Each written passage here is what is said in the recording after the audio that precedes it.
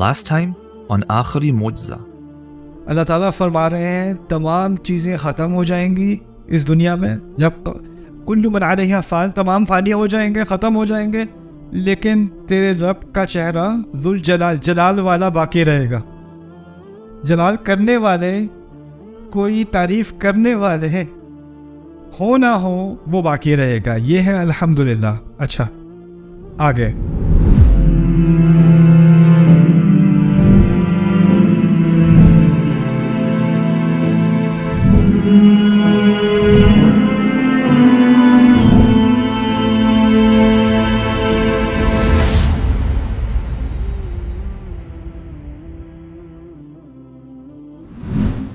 حکم بھی ہو سکتا تھا احمد اللہ، اللہ کی حمد کرو. باقی آگے سورۃ البقرہ میں آئے گا یا ایھا الناس اعبدوا ربکم، انسانیت اپنے رب کی عبادت کرو. اسی طرح فاتحہ کے شروع میں بھی کہا جا سکتا تھا انسانیت اللہ کی حمد کرو. اس کو سمجھنے کے لیے میں آپ کو آسان سی مثال دیتا ہوں. آپ میں سے کن کے بچے ہیں؟ اوکے، جن کے بچے ہیں، آپ نے اپنے بیٹے سے کہا بیٹا پانی لا دو، حکم دیا نا پانی لا دو. اب اس کے پاس اب دو اختیار ہیں، یا تو وہ لائے گا یا تو وہ لائے گا.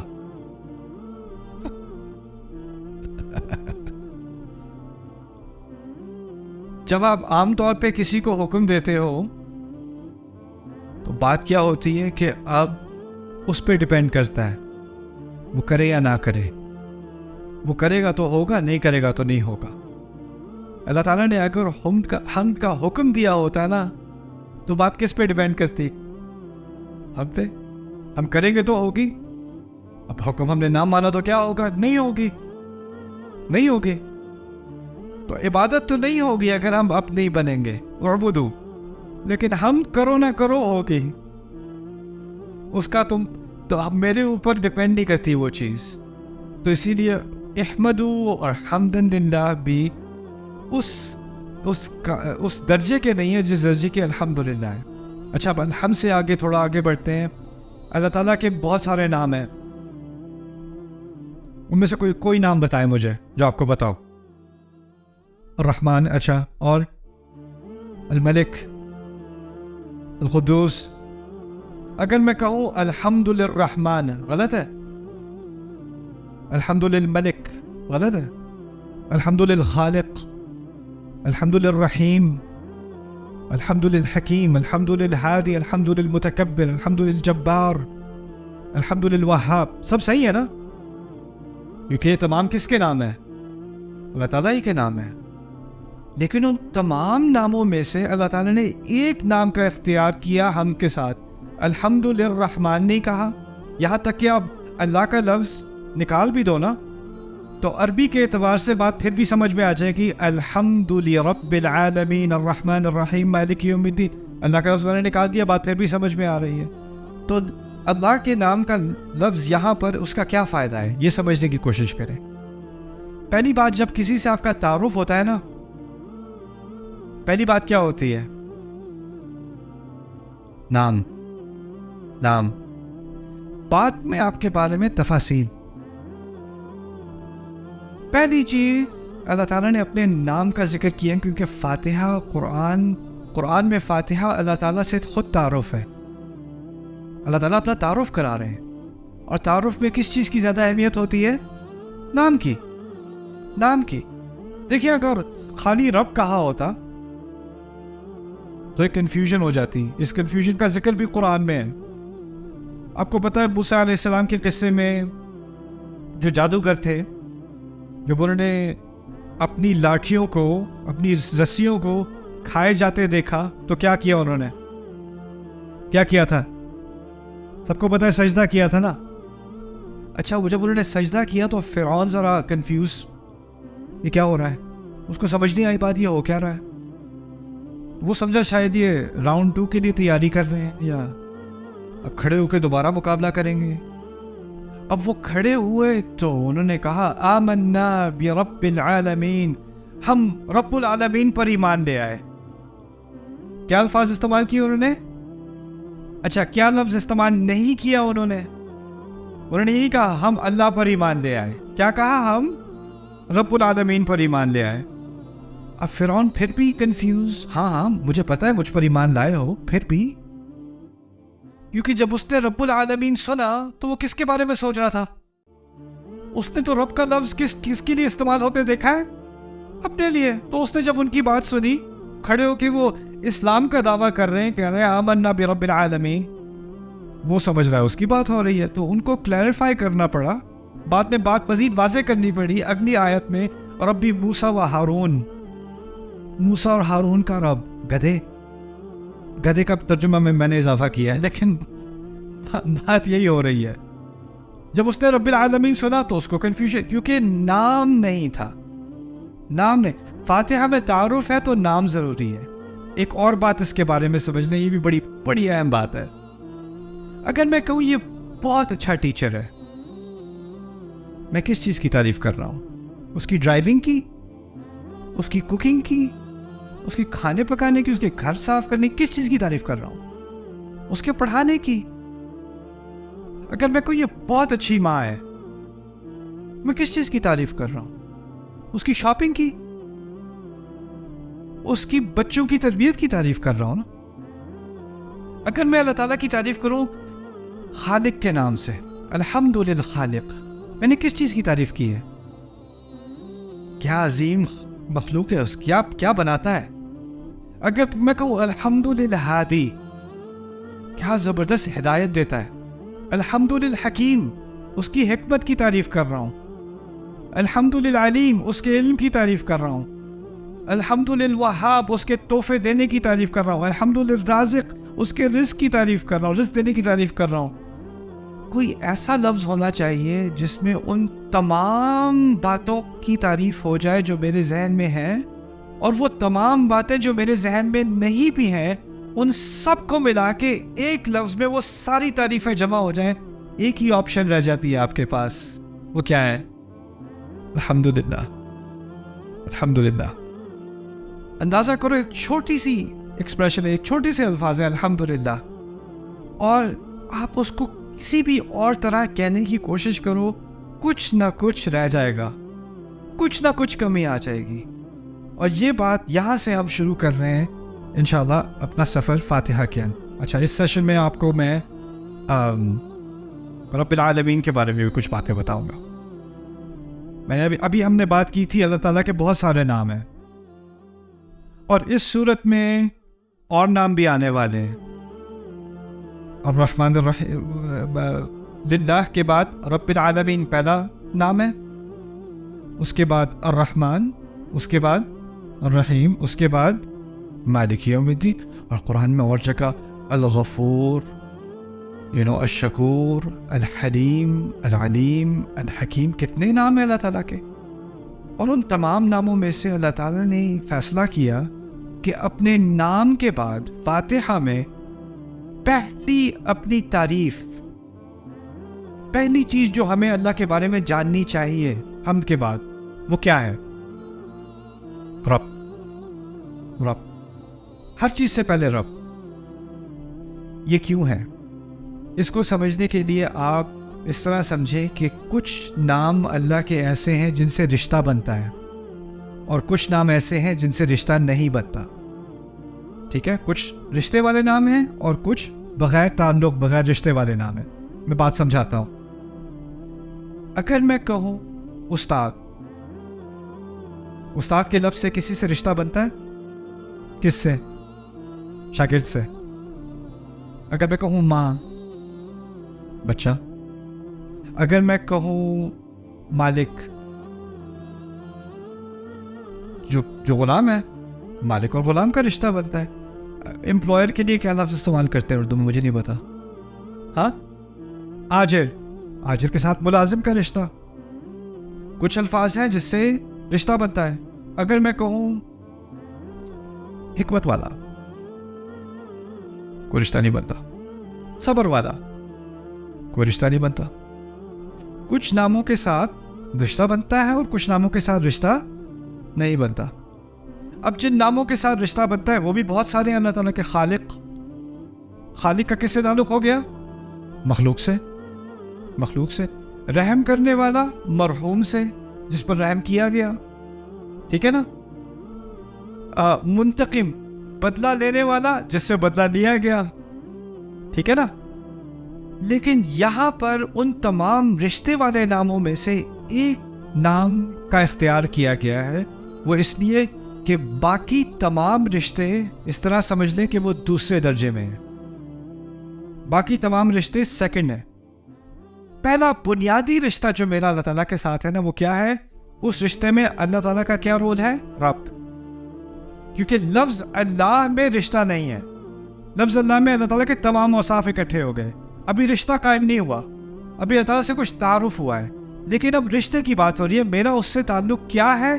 وہ تعلق پیدا ہوگا کس لفظ سے؟ رب سے. رب سے. اس سے یہ بات ہمیں بھی سمجھ آ گئی کہ اصل بنیادی تعلق میرا اللہ تعالیٰ سے, اگر وہ رب ہے تو میں کیا بنا؟ عبد, غلام. اب غلام کو کہتے ہیں اصل میں. یہ بنیادی رشتہ ہے میرا اللہ تعالیٰ سے. باقی تمام رشتے, وہ رحم کرنے والا ہے, میں رحم لینے والا ہوں. وہ رزق دینے والا ہے, میں رزق لینے والا ہوں. وہ مغفرت کرنے والا ہے, میں مغفرت لینے والا ہوں. یہ سارے رشتے دوسرے درجے میں ہیں, اور یہ سارے رشتے ہو ہی نہیں سکتے جب تک کہ بنیادی رشتہ نہ ہو. دیکھیں, آپ کا ایک رشتہ ہے اپنے کیا امپلائر کے ساتھ, آجر کے ساتھ.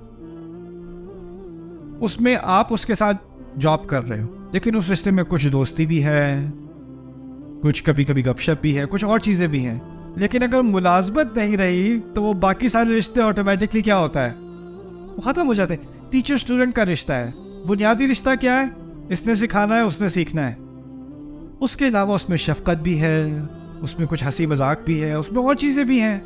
لیکن اگر وہ بنیادی رشتہ نہیں رہا تو وہ باقی ساری چیزیں بھی, اس کی کوئی بنیاد نہیں رہتی نا. اسی طرح اللہ تعالیٰ کا جو ہمارے ساتھ رشتہ ہے اس کی بنیاد ہے کہ وہ رب ہے اور میں کیا ہوں؟ آپ. اب جب تک آپ رب کو نہیں سمجھیں گے, یعنی آپ رشتے کی ایک طرف کو نہیں سمجھیں گے, آپ کو دوسری طرف سمجھ نہیں آئے گی. لیکن کسی بھی رشتے میں, جیسے اگر ٹیچر ہوتا ہے, کلاس کے پہلے دن آ کے سمجھاتا ہے, دیکھو میں ایک مختلف قسم کا ٹیچر ہوں, میری توقعات یہ ہیں, میں ایسے ایسے قسم کا ٹیچر ہوں, ہوتا ہے نا. اور آپ کی زندگی میں آپ کو مختلف قسم کے عذاب, ٹیچر ملے ہوں گے, اور ہر ٹیچر کی الگ پرسنالٹی ہوتی ہے کہ نہیں. وہ آپ کو سمجھاتا ہے کہ اس کی توقعات کیا ہیں, اس کی کلاس کیسے ہوگی, اس میں کیسا بیہیو کرنا ہے, کیا اس کی ایکسپیکٹیشنز ہیں.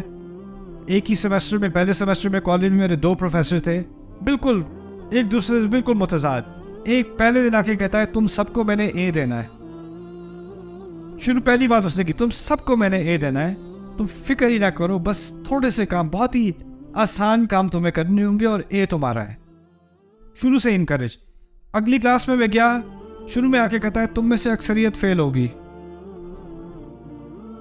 شروع سے ہی جس نے ابھی سے اپنے آپ کو بچانا ہے وہ ابھی دروازہ ہے, اس کو ریفنڈ کلاس کا مل سکتا ہے, وہ بھی جا سکتا ہے. لیکن تم سے اکثریت میں بتا رہا ہوں تم لوگ فیل ہو گئے. شروع سے اس نے کہہ دیا. اب رب کے بارے میں, رب کا ترجمہ کسی کو پتا ہے؟ مسئلہ یہ ہے کہ اگر اردو میں رب کا ترجمہ مالک برا نہیں ہے, لیکن ایک آیت چھوڑ کے مالک کا لفظ دوبارہ بھی تو آنے والا ہے نا, مالک یوم الدین. تو عربی میں تو رب اور مالک میں فرق ہو گیا کہ نہیں؟ تو اب اس فرق کو تو سمجھنا ضروری ہو گیا ہمارے لیے, ہے نا. تو آپ رب کو اچھی طرح سمجھ لیں. رب کے لیے 5 معنی ذہن میں رکھنے پڑیں گے, یا آپ کو ذہن میں یاد کرنے پڑیں گے, بعد میں ٹیسٹ کروں گا آپ سے.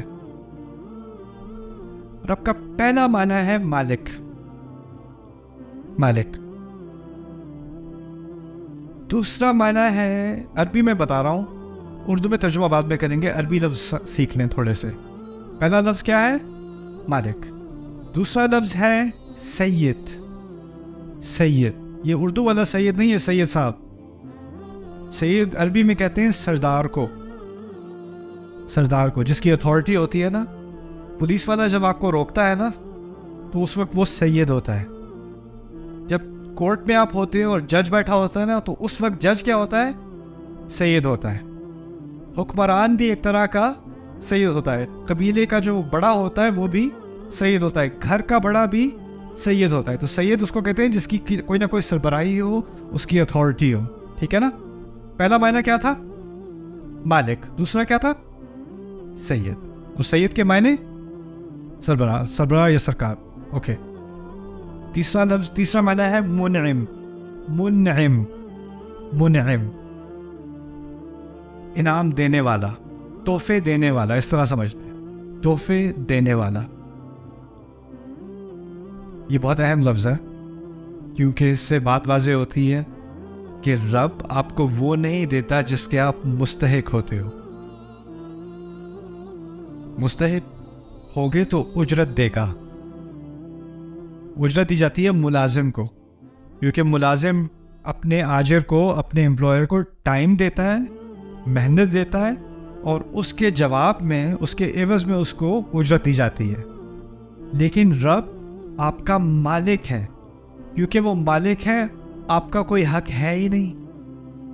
وہ آپ کا پورا سربراہ ہے, سید ہے, آپ کے کوئی رائٹس ہیں ہی نہیں. تو جب وہ کچھ دے گا تو وہ سیلری نہیں دے گا, پیمنٹ نہیں دے گا, اجرت نہیں دے گا. کیا دے گا؟ انعام دے گا. سو وہ منعم بن گیا, تحفے دینے والا. جو کچھ دے گا وہ تحفہ ہوگا. نہیں دے گا تو میں کمپلین نہیں کر سکتا. دیکھیں, آپ کا امپلائر آپ کو نہیں دے گا نا آپ کا پے چیک, تو آپ کمپلین کر سکتے ہو کیونکہ آپ کی ایک ارینجمنٹ ہے. لیکن رب جب دے گا تو شکر, نہیں دے گا تو میں پوچھنے والا کون ہوں؟ میرا تو ہے ہی نہیں وہ. منعم. کتنے ہو گئے؟ 3 ہو گئے. اچھا, چوتھا المربی. المربی عربی کا لفظ دوبارہ. مالک, سید, منعم, اور پھر مربی. مربی کہتے ہیں عربی میں جو پودے کو اگاتا ہے نا, اسے مربی کہا جاتا ہے. اوکے. جو باغبان ہوتا ہے نا, اسے بھی مربی کہتے ہیں. کسان کو بھی مربی کہتے ہیں. کیوں؟ وہ پودے کا بہت باریک خیال کر کے, اس کے ارد گرد کے کیڑے وغیرہ ہٹا کے, اس پر جتنا پانی چاہیے اس سے کم زیادہ نہ ہو, اور اس کو زیادہ آندھی نہ آ جائے, بہت زیادہ تیز دھوپ نہ آ جائے, ان سب چیزوں سے بچا کے جب وہ پودے کی نشو نما کر رہا ہوتا ہے, اس وقت اس کو مربی کہا جاتا ہے. یہی لفظ اللہ تعالیٰ نے والدین کے لیے استعمال کیا ہے کہ وہ بچوں کی تربیت کرتے ہیں. تربیت مربی سے نکلا ہے. تربیت یعنی جس طرح پودے کو اگایا جاتا ہے, اسی طرح بچے کا خیال بہت باریک طریقے سے کیا جاتا ہے. رب کے معنی میں مربی بھی ہے. مربی جو بہت خیال کے ساتھ ہماری نشو نما کرتا ہے, ہماری تربیت کرتا ہے. تربیت کا لفظ صرف اخلاق کے لیے نہیں, ہمارے ہاں تو اخلاق کے لیے استعمال ہوتا ہے. اس کی تربیت اچھی ہے, اس کی تربیت خراب ہے. تربیت کا لفظ اصل میں عربی میں گروتھ کے لیے ہوتا ہے. کسی چیز کو اگا رہے ہوں گے نا آپ بڑے ہو رہے ہیں, آپ کی قوت میں اضافہ ہو رہا ہے, آپ کی عقل میں اضافہ ہو رہا ہے, آپ کی صلاحیت میں اضافہ ہو رہا ہے, وہ سب تربیت کہا جاتا ہے. اب کتنے نام ہو گئے؟ 4. اب آخری نام قیم. القیم. القیم آسان لفظ ہے, قائم رکھنے والا. ابھی یہ نئی بلڈنگ بنی ہے, ٹھیک ہے. بلڈنگز کے ساتھ کیا ہوتا ہے کہ کچھ عرصہ گزر جاتا ہے تو اس کو آپ کو مینٹین کرنا پڑتا ہے. چھت کا خیال کرنا پڑتا ہے, فاؤنڈیشن چیک کرنی پڑتی ہے, سیلن وغیرہ لگ جائے دیکھنا پڑتا ہے, مینٹیننس ہوتی ہے. ہمارے جسم کے اندر بہت سارے سسٹمز چل رہے ہیں, ان سب کی بھی کیا کرنی پڑتی ہے؟ مینٹیننس کرنی پڑتی ہے. لیکن ہماری مینٹیننس کیا ہے کہ کھانا بہتر کھاؤ, اپنی نیند کا صحیح طرح سے اہتمام کرو, گیٹ انف سلیپ, رائٹ, اور تھوڑی ایکسرسائز کر لیا کرو. یہ فزیکل مینٹیننس ہے ہماری. لیکن اللہ تعالیٰ جب قیم ہے نا, وہ اس طرح قیم ہے کہ میرے دل کی ایک دھڑکن سے اگلی دھڑکن تک اس کو اجازت دینی پڑتی ہے. میں چلوں اور پھر چلوں اور پھر میں چلوں, اور جو خون میری رگوں میں چل رہا ہے اس کو اجازت دینی, اور اس کو مینٹین کون کر رہا ہے؟ ایک ایک لمحہ, ایک ایک سیل, وہ اللہ تعالیٰ ہے قیم. وہ اگر ایک دفعہ بھی دھیان دینا چھوڑ دے تو میرا وجود ہی نہ رہے. دیکھیں, ایک فلسفہ ہے, خدا کے بارے میں کئی فلسفے ہیں. اس میں سے ایک فلسفہ یہ ہے کہ اس خدا نے کائنات بنائی اور اس کو چھوڑ دیا, اب وہ آٹو پائلٹ پہ چل رہی ہے, خود ہی سے چل رہی ہے. لیکن ہمارا فلسفہ ہے کہ ہمارا رب اللہ ہمارا رب ہے، اور رب سے مراد یہ ہے کہ کچھ بھی خود سے نہیں چل رہا، کچھ بھی خود سے نہیں چل، ہر چیز کو مینٹین کیا جا رہا ہے، اس کو قائم رکھا جا رہا ہے ہر لمحے. وما تسقط من ورقۃ، ایک پتا نہیں گرتا، ایک پتا اپنی جگہ سے نہیں ہلتا، ہوا کا ہلکا سا جھونکا نہیں لگتا، ایک ایک سیل میرے جسم کا وہ تمام مینٹین کیے ہوئے ہیں. یہ ہے القیم. یہ صرف لفظ تھا کیا؟ رب. اب اس سے میرا اور اللہ کا کیا تعلق بنا، اب اس کو سمجھ لیں. اب آپ کا ریویو ہوگا. پہلی چیز کیا تھی؟ اوکے، ہم بھی کچھ چیزوں کے مالک ہوتے ہیں کہ نہیں؟ ہوتے ہیں نا. اچھا، اگر آپ کسی چیز کے مالک ہو تو کیا یہ لازمی ہے کہ آپ کی پوری اتھارٹی ہے اس کے اوپر، آپ اس کے سردار بھی ہو؟ جیسے فرض کریں آپ گاڑی کے مالک ہیں، کیا یہ ممکن ہے کہ آپ جیسے چاہیں گاڑی چلائیں؟ ایسا تو نہیں ہے. کیا یہ ممکن ہے کہ آپ گاڑی کے ساتھ جو چاہیں کریں، کوئی بھی آپس میں کوئی آگے سے انٹروین نہیں کرے گا؟ نہ. آپ میں سے کچھ ہوم اونر ہیں، آپ نے گھر لیا ہوا ہے، کیا یہ ممکن ہے کہ آپ گھر میں جو تبدیلی لانا چاہیں لائیں؟ یا حکومت پیچھے سے آ جاتی ہے، یا سوسائٹی آ جاتی ہے، کہتے ہیں یہ نہیں آپ کر سکتے، یہ کلر آپ نہیں یوز کر سکتے، یہ آپ باہر ایسے نہیں کر سکتے. کچھ ریسٹرکشن ہوتی ہے کہ نہیں؟ آپ اون کرتے بھی ہو لیکن پھر بھی آپ کے کوئی ریسٹرکشن ہوتی ہے، نہیں؟ تو آپ مالک تو ہو، سید نہیں ہو. ہوتا ہے کہ نہیں؟ اور کبھی کوئی سید ہوتا ہے لیکن مالک نہیں ہوتا، وہ تو واضح ہے. تیسرا نام کیا تھا مالک اور سید کے علاوہ؟ اچھا، کیا یہ ممکن ہے کہ آپ کسی چیز کو اون کرتے ہو، آپ کی پراپرٹی ہے، لیکن آپ اس کا خیال نہیں کرتے؟ کبھی ہوتا ہے؟ کسی کا باغ ہے، اس نے چھوڑا ہوا ہے. کسی گاڑی ہے، اس کا خیال نہیں کر رہا. کسی کی سائیکل ہے، باہر بارش میں زنگ لگ رہا ہے اسے. ہوتا ہے کہ نہیں؟ یعنی آپ اون تو کرتے ہو لیکن آپ اس کو قائم نہیں رکھ رہے. یا آپ اون تو کرتے ہو لیکن آپ نے اس کی تربیت کا کوئی اہتمام نہیں کیا، اس کو مینٹین نہیں کیا، اس کو ڈیولپ نہیں کیا. ہوتا ہے کہ نہیں؟ اللہ تعالیٰ صرف ایسا رب نہیں ہے جو اون کرتا ہے، یعنی اس کی ملکیت تو ہے لیکن پھر اس نے چھوڑ دیا. مالک ہونے کے بعد مربی، سید، منعم، قیم، اور یہ ساری چیزیں ملا کر کیا لفظ بنا؟ رب. بھاری لفظ ہے، بھاری لفظ ہے. لیکن اس کی بنیاد اس طرح سمجھ لیں کہ ایک عربی میں جب کسی لفظ کے کئی معنی ہوتے ہیں نا، تو ایک ہوتا ہے بنیادی معنی اور پھر باقی اس کے دوسرے درجے میں معنی ہوتے ہیں. تو بنیادی معنی پھر بھی مالک کا ہے، اور اس کے ساتھ یہ جو باقی چار ہے نا، اس کے ساتھ لگے ہوئے ہیں، لیکن اس سے بنیادی معنی میں فرق نہیں آتا. بنیادی معنی پھر بھی کیا ہے؟ مالک کا. یہ آخری بات ہوگی اس سیشن کے لیے. اس کو بھی سمجھ لیں اچھی طرح کہ اس کی کیا اہمیت ہے. اصل میں اس کی جو اضافت ہے نا، ایکچولی یہ بات میں مالک یوم الدین میں پھر صحیح سے سمجھاؤں گا. ابھی العالمین سمجھ لیں، کیونکہ یہ نہیں کہا الحمدللہ ربی السماوات والارض. اور جگہ دیکھا ہے السماوات والارض؟ کبھی سنا ہے؟ کیا ہے السماوات والارض؟ آسمان زمین کا رب. کتنی دفعہ سنتے آئے ہم، لیکن فاتحہ میں نہیں ہے. فاتحہ میں ہے رب العالمین. اور العالمین کا ترجمہ عام طور پہ کیا کیا جاتا ہے؟ تمام جہانوں کا رب. سنا ہوگا آپ نے، ہے نا؟ تمام جہانوں کا مالک. ایک تو مالک سے ہمیں ہٹنا پڑے گا کیونکہ مالک بعد میں آ رہا ہے، تو رب پہ رکھتے ہیں بات، اور رب کے یہ 5 معنی اپنے ذہن میں رکھتے ہیں. لیکن عالمین کو سمجھ لیں. اگر لفظ استعمال ہوتا العوالم، العوالم عربی میں جو واحد لفظ ہے وہ ہے عالم. عالم اردو میں بھی ہم عالم کہتے ہیں، اس کی جمع ہے عوالم. اگر عوالم کا لفظ استعمال ہوتا تو ہم کہتے تمام جہانوں کا رب، کوئی مسئلہ نہیں.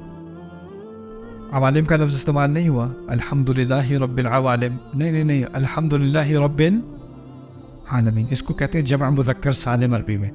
اس کی آپ کو لکھنے کی ضرورت نہیں ہے. بات سمجھیں. بات یہ ہے کہ یہاں کہا جا رہا ہے کہ ایک تو ہے جب آپ جہانوں کے بارے میں سوچتے ہو تو آپ سوچتے ہو کہ کتنے ستارے ہیں، کتنی گیلیکسیز ہیں، کائنات کتنی بڑی ہے. اس کے بارے میں بات نہیں ہو رہی.